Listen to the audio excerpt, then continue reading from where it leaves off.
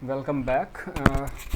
In today's lecture, we will discuss about floating point arithmetic. The major topics for discussion would be how a floating point number would be represented for a system or for a processing environment in your system.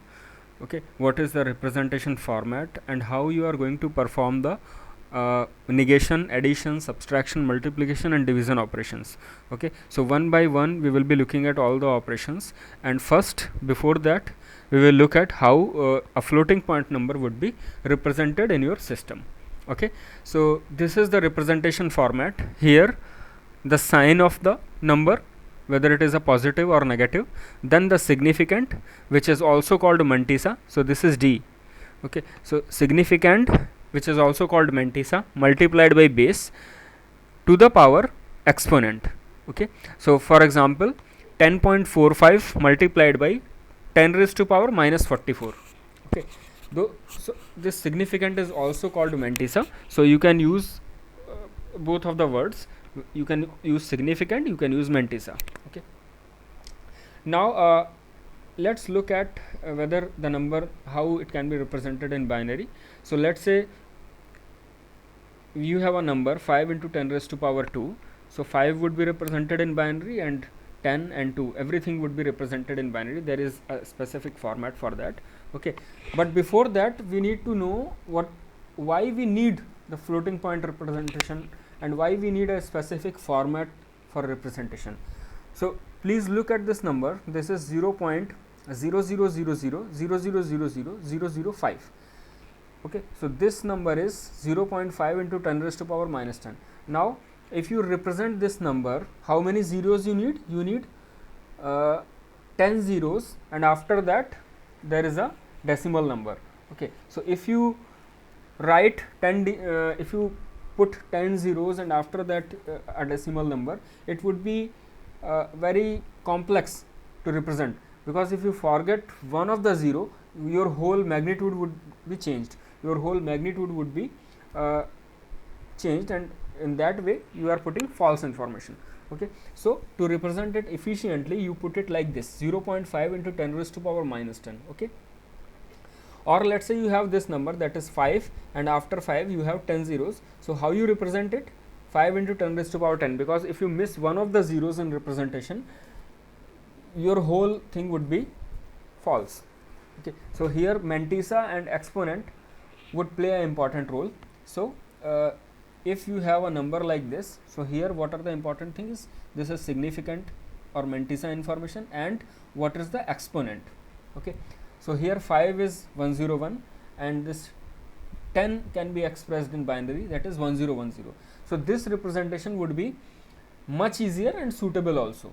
Okay, so now look at this number, that is 0.123 into 10 raised to power 4. This number is also represented as 0.0123 into 10 raised to power 5, and this number is also represented as 1.23 into 10 raised to power 3. So which of the representation you should allow in your system, or which of the representation is useful and suitable for your system? Okay, so I have put a cross here, I have put a cross here, and I have put a tick here, because this is the representation we follow. And what is this representation? That we are going to look about it. Okay, because these are three different representation. Okay, so you need to have one fixed representation so that you can standardize things. Okay, if you have multiple representation for a number, okay, you cannot standardize things for everywhere. Okay, so you must have fixed representation so that that particular representation can be used throughout the computation.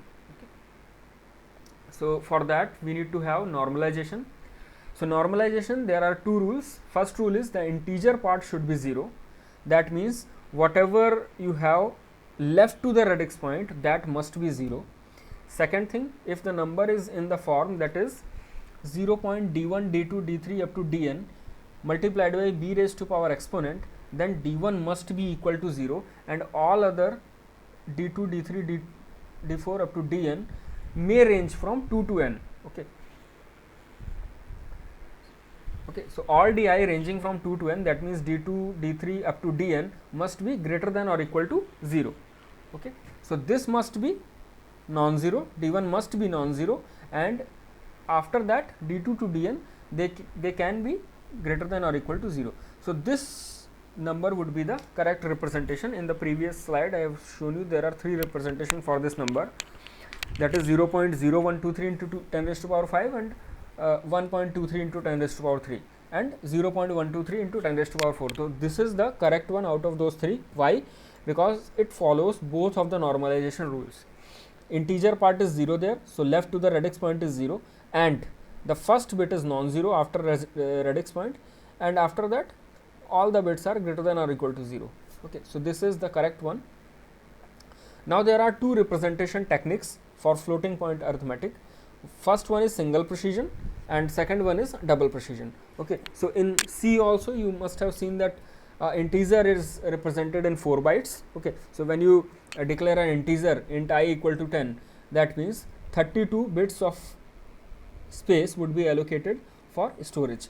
And if you have a double precision, or if you have a double, you declare a double, that means 8 byte would be reserved for that particular number. So in single precision 32 bits are required to represent, and in double precision 64 bits are required to represent. So how we can represent a number in single precision, that means in 32 bits? So first bit would be used for sign.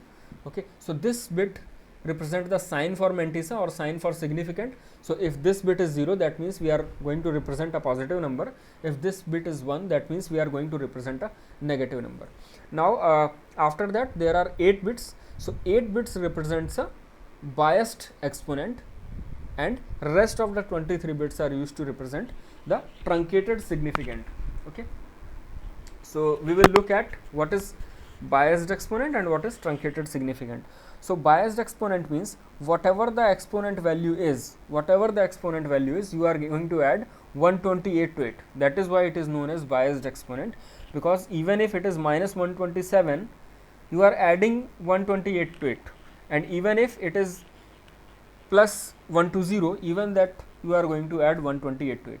That is why it is biased exponent, because whether you are have a positive exponent or a negative exponent, it will add 128 to it. Okay, so in 2's complement representation, what you can represent in 8 bits, you can represent minus 128 to 127. So if you add 128, the range would become 0 to 255. Okay, so this 8 bit represents 0 to 255 because 128 would be added to exponent. Now apart from it, we have 23 bits of information, that is known as truncated significant. So let's see this number, that is 0.101 multiplied by 2 raised to power 1011.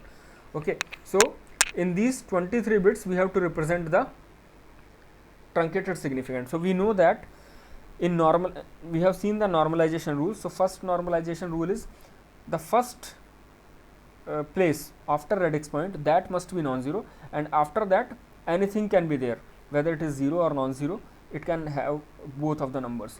Okay, so this bit would be reserved. That means the first bit after the radix point, we don't represent that because we know that it is non-zero or it is 1. After that we represent 23 number of bits. So one bit is hidden. In total we are representing 24 bits of information. Okay, so that is why it is known as truncated significant, because the bit or the number of just after radix point, we are not representing it because we know that is non-zero. After that we are representing 23 bits of information. So that is why it is known as truncated significant, because one bit is hidden, one bit of information we are not representing because we know it is non-zero, and apart from that we are representing just after 23 bits of information after that. So that is why it is known as truncated significant. And in double precision we will have 64 bits to represent a floating point number, where first bit would represent the sign for mantissa or significant. So if 0 positive, if 1 represents negative, 11 bits to represent the biased exponent, and 52 bits to represent the truncated significant. Okay, now in this case 11 bits are used for biased exponent. So here the range would vary from 0 to 1023.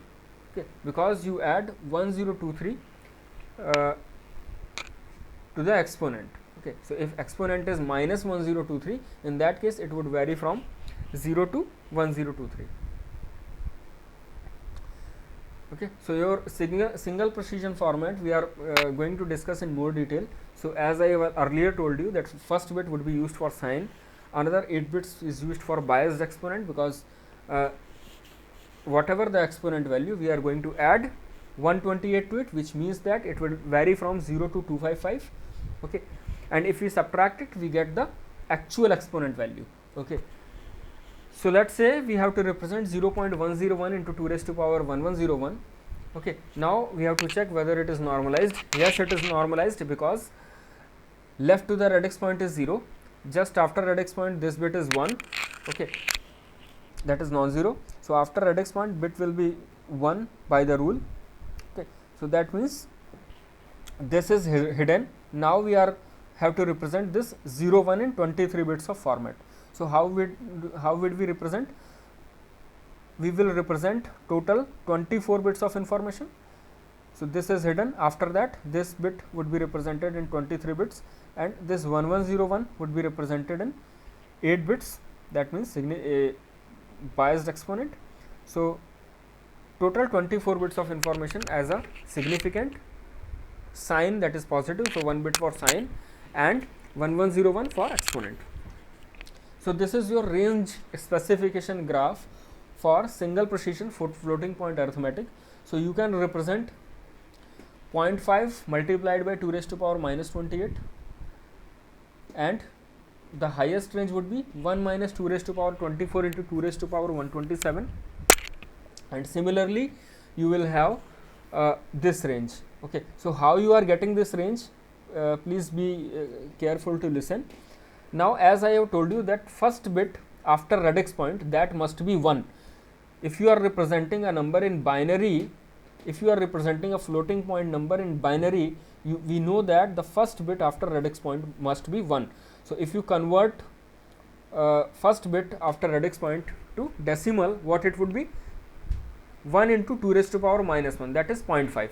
So that is why I have written 0.5 here. Okay, so if we put all zeros after that 0.1, that means the minimum possible value to represent is 0.5. That is why I have written 0.5 into 2 raised to power minus 28. So that is the minimum possible positive number we can represent. Why 2 raised to power minus 128? Because exponent, we have 8 bits for exponent, and if we have 8 bits for exponent in 2's complement representation, we can represent minus 128 to 127, that is minus 2 raised to power n minus 1 to 2 raised to power n minus 1 minus 1. So that is why this is 0.5 into 2 raised to power minus 28, and this is minus 0.5 into 2 raised to power minus 28. After that, I have already told you, if you have all ones after radix point, if you have all ones, how you can represent? In the previous lecture I have told you that can be represented as 1 minus 2 raised to power minus n. So that is why this 1 minus 2 raised to power n multiplied by 2 raised to power 127, and here it is 1 minus 2 raised to power 24 into 2 raised to power 128. Okay, so that is here I forgot to write 128. So minimum possible negative value is minus 1 minus 2 raised to power 24 into 2 raised to power 1 minus 128. So that is the minimum number you are going to represent. This is the area which belongs to negative underflow. This is the area which belongs to positive underflow. This is the area which belongs to positive overflow, and this is negative underflow. Okay. Now please look at this practical numerical example. So you have to represent following 4 numbers in floating point number representation in single precision format. Okay, so these are 4 things you have to represent in these are 4 numbers you have to represent in floating point representation. So you know that the single precision format, total 32 bits, 1 bit for sign, 8 bits for biased exponent, 23 bits for truncated significant. Okay, so these 2 numbers are positive and these 2 numbers are negative. So how would you represent? for this type of problem, you have to remember what you have to remember. You only have to remember this format. If single precision, you have to remember this format. If double precision, you have to remember 1, 11, 52. Okay. Now please look here. Let me scroll. Yeah. So these are the 4 questions. Okay. First 2 are positive numbers and the rest 2 are negative numbers. So sign bit would be, for positive number, sign bit would be 0. So here we will put 0 0. For these 2, the number is negative, so sign bits would be would be 1, because 1 represents a negative number. So here I put 1 1. Now we see the exponent. Okay. So 8 bit represents biased exponent. 128 would be added to exponent value. So this is your 100 101. Okay. So you add 100 101 to 128. So then you will get 1010 0101. If you add 128 to this number, okay, so 128 would be 1 after 1, it would be all zeros. Okay. So that is your 128. Okay. That means 2 raised to power 7 is 128. Okay. And the bits start from 0. So 0 to 7. So 8th bit would be 1, and after that 7 bits would be all zeros. So here 8th bit is 1. Okay. After that you are going to add this number. So 10 100 101. So you have added this to plus 128, that is 1, and after 1 there are 7 zeros. So this is your exponent. Here the exponent is negative. Okay. So to represent a negative number, what you do? You compute the 2's complement representation of this number. So that would be 0 1 1 0 1 1, and that number if you add to 128, that would be your exponent. Here also you add 128 to this, represent that exponent. Here it is negative, so take the 2's complement representation of this, add it to 128, that would be your exponent. Okay. Now you know that 1 bit is hidden. 1 bit, you already know that after radix point 1 bit it would be 1, so you don't represent that bit. After this 1, whatever you have, you represent that in 23 number of bits. So 10111 10111, and after that you append rest of the zeros to make it total 23 bits. Here also you represent 110 111. Okay. So here also you will have 10, truncate this because this is not required, hidden bit. So 10111 10111, after that number of zeros to make it total 23. Okay. So this is same for everything, 10111, after that zeros. So I think these all 4 representation must be clear to you. First bit represents sign, 8 bits represents exponent, 128 would be added to it because it is biased exponent, and after that truncated significant. So first bit is hidden, after that you have to represent 23 bits of information. Okay. So that is we have told you that how to add. So you take the 2's complement representation of this, and then you add 128 to it. Okay. So if it is positive, you add 128. If it is negative, you take the 2's complement and then you add 128 to get this 0101 1011. And if you are getting more than 8 number of bits, because here you are dealing with 8 bits, if you get more number of bits, then you discard those bits. Now there are several standards for floating point representation. So IEEE has produced 3 standards. This is IEEE 754 in 1985. Then they have produced another standard, that is 854 in 1987, and the most latest standard, that is IEEE 754.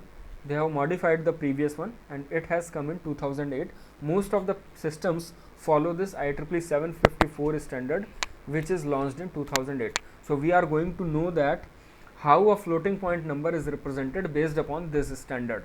Okay. So under this specification, we can represent both single precision and double precision in both of the manners, that is single precision and double precision.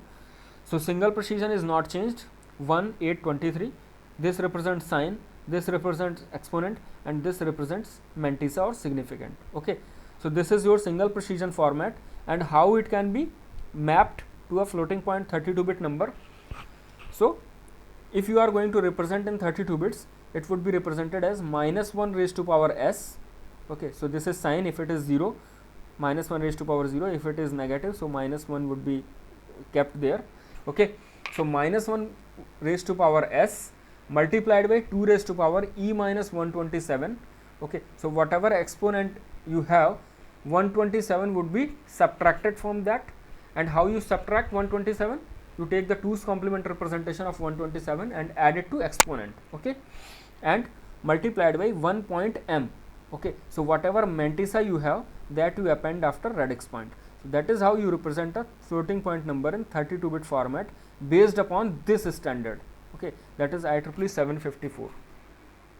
Okay, and in double precision, you have 1 bits to represent sign, 11 bits to represent exponent, and 52 bits to represent mantissa.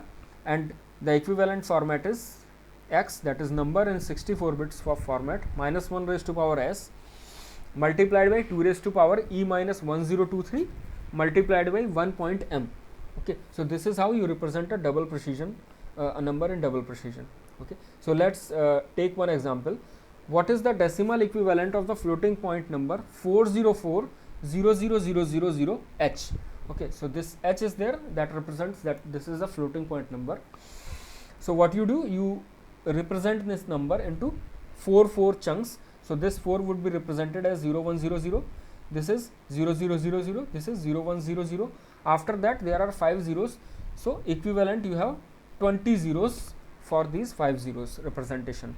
Okay, so now you have to represent it in 32 number of bits. How you are going to represent? That is, you have to represent it in a single precision.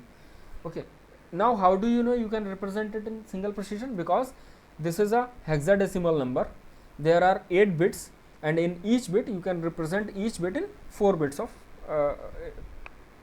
you can represent each of these in 4 number of bits. Okay, so 4 is 0100, 0 is 0000, 4 is 0100, and 20 times 0 represents 5 zeros. Now the most significant bit is 0.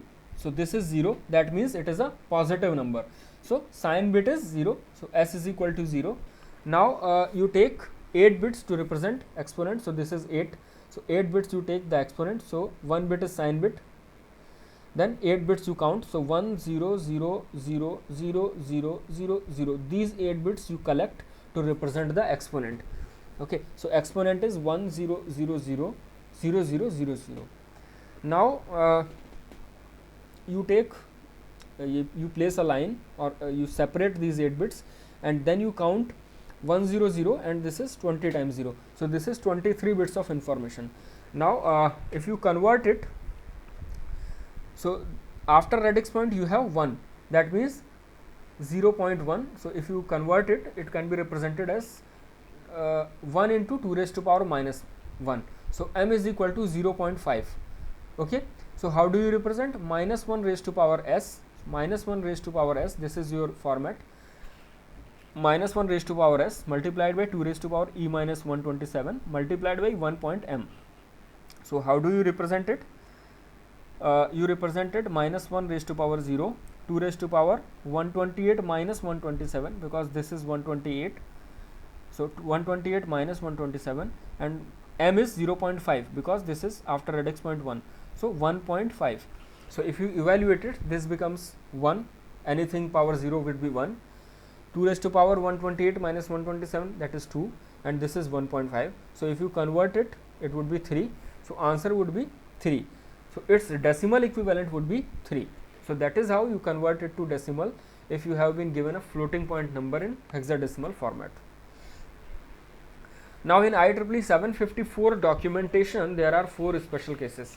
If your exponent is 2555 and if your exponent is 0. So if your exponent is 255, there are 2 special conditions.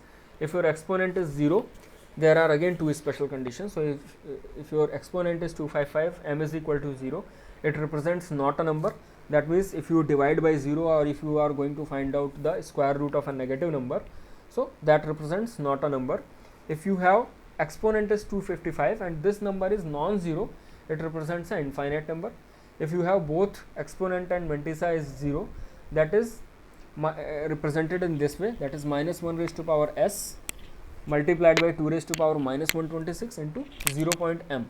Okay, so it is basically 0, because if you multiplied by 0.0 it would become 0, and if your exponent is 0, mantissa is not equal to 0, this is also very close to 0, and here again there are two representation possible, that is plus 0 and minus 0. This is not perfectly equivalent to 0, but it is very close to 0.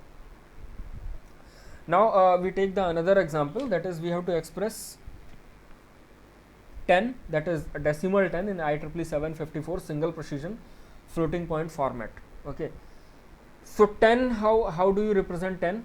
Okay, so you know that the floating point representation of any number can be minus 1 raised to power s 2 raised to power e minus 127 multiplied by 1 point m. Okay, so this x fp32 would be 10. Since it is a positive number, we are treating s is equal to 0. Okay, multiplied by 2 raised to power e raised to power minus 127. So for e raised to power minus 127 would be, so let's say 10, how do you compute 10? Since it is 1 point m here, so this can be treated as 3. Why 3? Because 10 can be written as 8 into 1.25. Okay, so how do you get exponent 3? So e must be in that case 130 and m should be 0.25. Okay, 0.25. So 8 would be 2 raised to power 3 and 0.25 would be, that means you must have 0.01. That means after radix you must have 0.1. So that is how you can represent the 10 in single precision format. Now you take the another example, evaluate the floating point number 40A0000H in decimal. So we have discussed one problem which is based upon it. Okay, so you convert each of them in 4 bit of ones, so that is 0100, then this 0 would be 0000, A would be 1010, and after that 20 zeros. Okay, so you represent this is 0, so sign bit is 0, minus 1 raised to power 0, this is 129, so 129 minus 127, and this is 0.25, so 1.25. So answer would be 4 into, this is 2 raised to power 2, that is 4, and this is 1.25, so answer would be 5 in decimal. Okay, so this is how you are going to represent a number in floating point representation in single precision and in double precision format. Okay, so that is for the today's lecture. In the next lecture we are going to discuss the different operations on floating point numbers, that is addition, subtraction, multiplication and division. Okay, so in the next lecture we will be discussing these 4 operations. Thank you.